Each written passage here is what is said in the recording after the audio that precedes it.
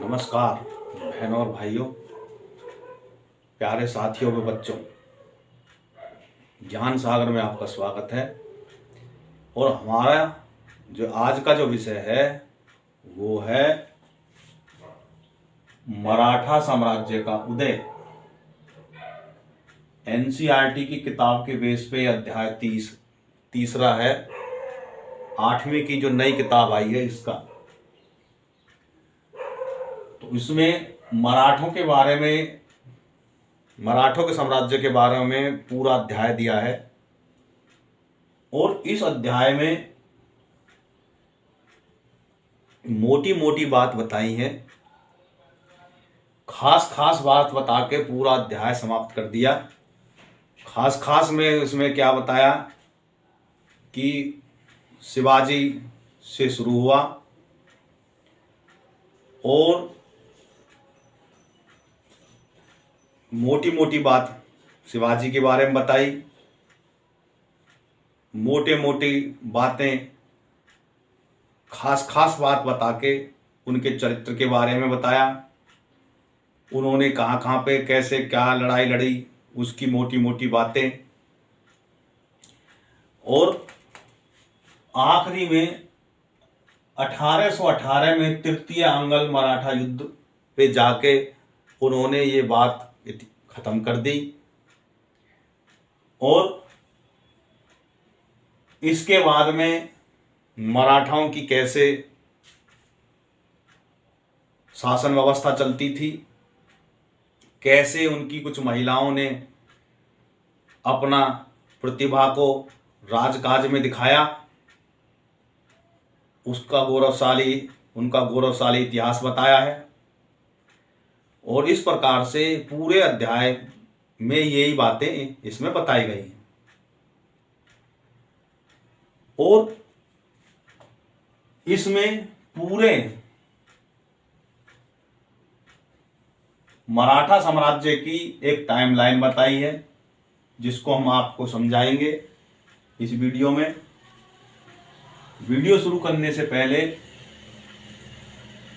रामचंद्र पंत आमात्य थे उन्होंने एक आज्ञा पत्र जारी किया 1715 ईस्वी में। उसकी उक्ति से यह अध्याय शुरू होता है।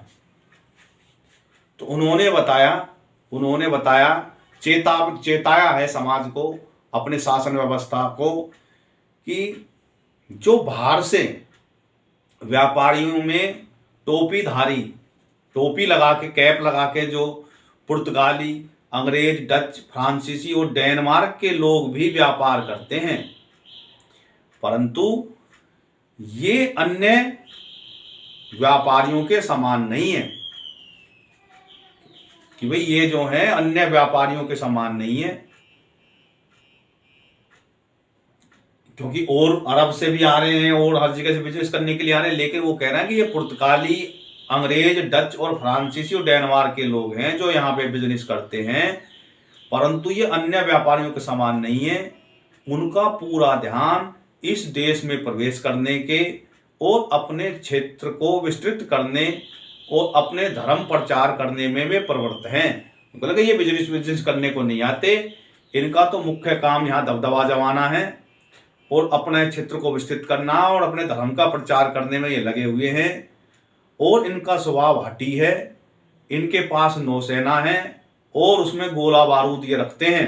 इनके मुख्य हथियार हैं गोला बारूद, बम बंदूक। और इनके आवागमन पर नियंत्रण रखना आवश्यक है और इन्हें सुदृढ़ भवन बनाने की अनुमति नहीं देनी चाहिए। वो छत्रप से कहते हैं कि भाई इनको सुदृढ़ किलाबंदी वाले जो मकान है, पक्के मकान, इनको अनुमति नहीं देनी चाहिए, वरना ये खतरा पैदा हो जाएंगे। यानी इनका कहने का मतलब यही है कि ये जो बिजनेसमैन, व्यापारी जो आ रहे हैं, जो पुर्तगाली हैं, अंग्रेज, डच और फ्रांसीसी हैं, ये भी यहाँ बिजनेस करने के इरादे से तो आते हैं, लेकिन इनका और व्यापारियों के समान इनकी हरकत नहीं है। ये यहाँ पे जो है अपने क्षेत्र को विस्तृत करने और अपना धर्म का प्रचार करने और अपना दबदबा जमाने के लिए यहाँ पे आते हैं। ये स्वभाव से हटी हैं और इनका जो इनके पास नौसेना है बड़े बड़े विस्तृत, और इनमें गोला बारूद इनके हथियार हैं, और इनके आवागमन पे हमें नियंत्रण रखना चाहिए और इनको पक्के मकान बनाने की अनुमति नहीं देनी चाहिए। यहाँ से यह अध्याय शुरू होता है।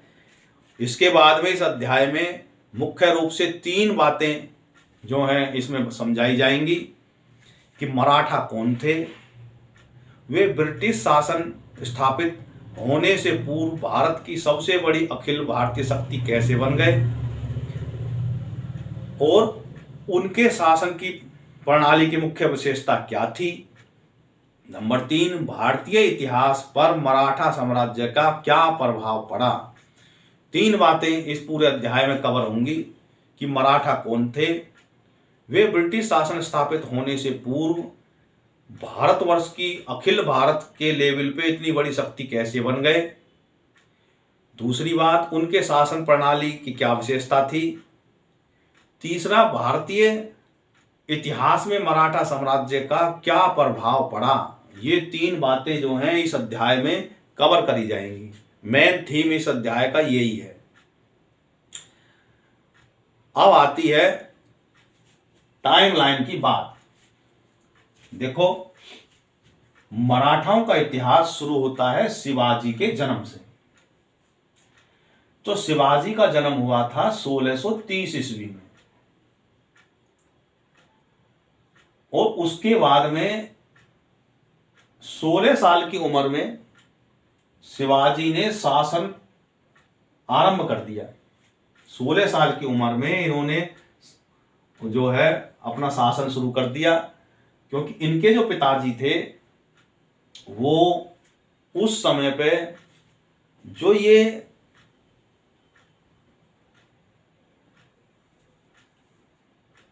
अफगानी जो आए हुए थे उनकी, और उसके बाद में मुगल, तो उनकी जो है उन्होंने इनके पिताजी को जागीरदारी दे रखी थी। तो इनका परिवार खाता पीता था।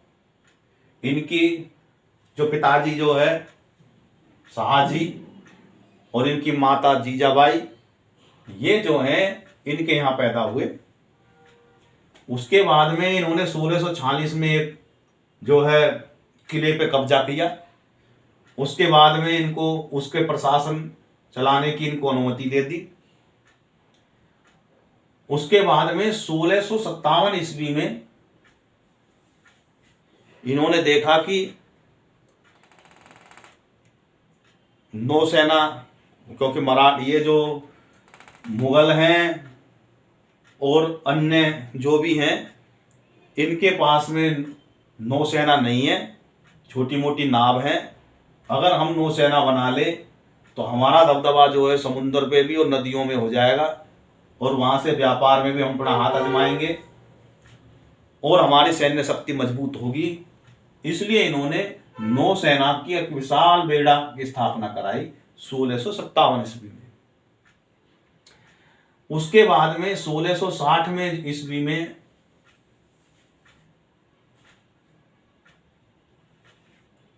औरंगजेब के चंगुल में ये फंस गए और इनको नजरबंद कर लिया। वहीं ये मीटिंग के लिए बुलाया गया और इनको आगरा के किले में नजरबंद करके रख लिया, और इनके बेटे को भी अपने वहां पे सेवा में रखने के लिए रखा, साथ में जमानत के तौर पे। और वहां से ये जो है फलों की टोकरी में, मिठाइयों की टोकरी में छुप के वहां से निकल के बच निकले 1660 ईस्वी में। उसी दौरान ही कुछ दिन भीतर ही ये वहां से निकले। उसके बाद में 1674 ईस्वी में इन्होंने रायगढ़ के किले में जो है शिवाजी का राज्याभिषेक हुआ, बाकायदा ढिंढोरा पीट के। और 1677 ईस्वी में इन्होंने दक्षिण विजय की ओर कूच कर दी। दक्षिण की तरफ काफी भूभाग पे इन्होंने अपना कब्जा कर लिया। इन्होंने ऐसा क्यों समझ करा कि उस दौरान, क्योंकि इधर की तरफ तो मुगलों का बड़ा दबदबा था, दक्षिण की साइड में इनको सेफ जोन की भी जरूरत थी कि भाई कभी संकट हो जाए तो हम वहां भी जाकर सुरक्षित हो। ये इनका मुख्य टारगेट होते थे, किले किले पे जाके ये कब्जा करते थे। इन्होंने अपने अंडर में काफी सारे किले कब्जा रखे थे, किले पे इनका उत्तराधिकार था और ये मानते थे कि अब किले में हम हैं तो हम सुरक्षित हैं, तो ज्यादा से ज्यादा किले हमारे होने चाहिए। उसके बाद में 1680 में इनको भयंकर ज्वर हुआ शिवाजी को और इनका निधन हो गया। 1680 ईस्वी में, ज्यादा उम्र नहीं थी, 50 साल की उम्र में ही इनका निधन हो गया। उसके बाद में 1682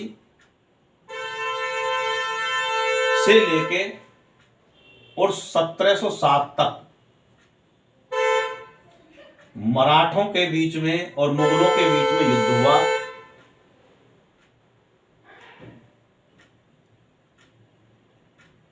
ये युद्ध चलता रहा। हार जीत का ऐसा कुछ नहीं था कि वो इधर को सरक जाते और वो इधर को आ जाते, ऐसा इनका मुठभेड़ चलती रही।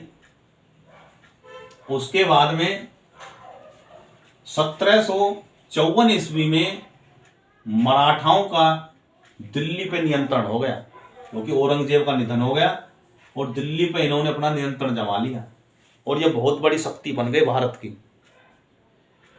उसके बाद में 1761 ईस्वी में पानीपत का तीसरा युद्ध हुआ और इसमें मराठाओं की हार हो गई। इसके अनेक कारण थे, ना तो इस अध्याय में उन कारणों का जिक्र करा। मैं कह रहा हूं कि ये जो किताब है बच्चों के लिए कोई गहरी नॉलेज नहीं दे रही और डीपली बात नहीं है, खास खास बात बता के इतिश्री कर दी गई है। और मराठाओं की उसमें हार हो गई, क्यों हार हुई, कैसे हुई, इसका कोई मतलब नहीं है। क्या भाई क्या कैसे लड़ाई लड़ी, कौन किन के बीच में लड़ाई हुई, यहां तक भी नहीं बताई कि किन किन के बीच में लड़ाई हुई थी। उसके बाद में 1757, 1775 और 1782 में इनकी अंग्रेजों से मुठभेड़ हुई मराठाओं की, और जिसमें मराठा जीत गए।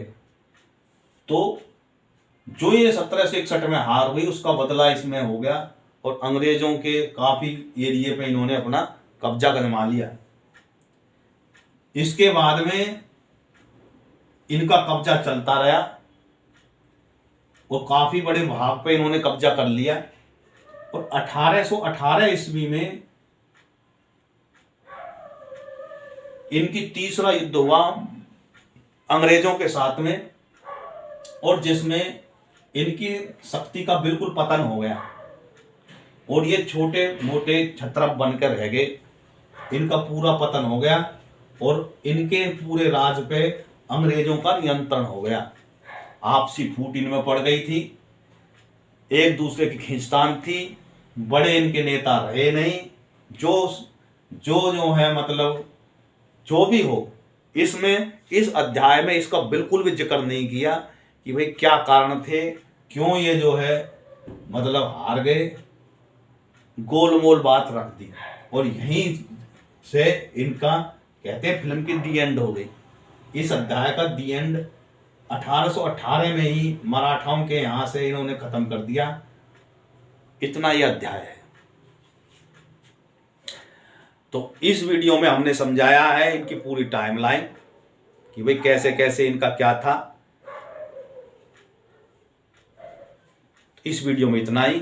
अगली वीडियो में हम इस अध्याय को सिलसिलेवार शुरू करेंगे और थोड़ा विस्तार से हम समझाएंगे।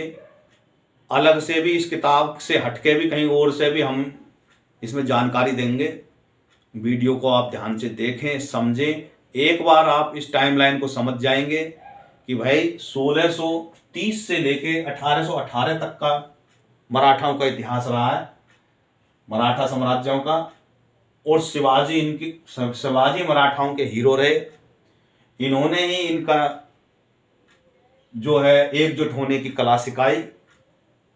राज व्यवस्था मराठाओं की केंद्रीय स्तर की थी, बाद में इसका भी विकेंद्रीकरण हो गया। और जो छत्रपति था वो पद उच्च होता था। बाद में इन्होंने पेशवा नाम से प्रधानमंत्री का पद बनाया। पेशवा को पंत प्रधान बोलते थे। और 8 जो हैं इनके अष्टक होते थे, उसमें आमात्य वगैरह और मंत्री वगैरह बना के 8 की अष्टक होती थी। ये जो है चौथ इनकी उगाही का जरिया होता था। जो भी राजा होते थे उनके पास में चिट्ठी भेजते थे कि भाई या तो इतने रुपए दे दो वरना हम तुम पे हमला कर देंगे। वो जो है चौथ ले ली जाती थी। 25 चौथ का मतलब होता था 25% हिस्सा हमें दे दो अपनी मालगुजारी का, ये मतलब होता था। उसके बाद में एक सरदेशमुखी होती थी, उसमें 10% और जोड़ देते थे कि भाई 10% और जो है हमें देनी होगी। तो ये इनके राजस्व का जरिया होता था किसी दूसरे राजा से टैक्स लेने का।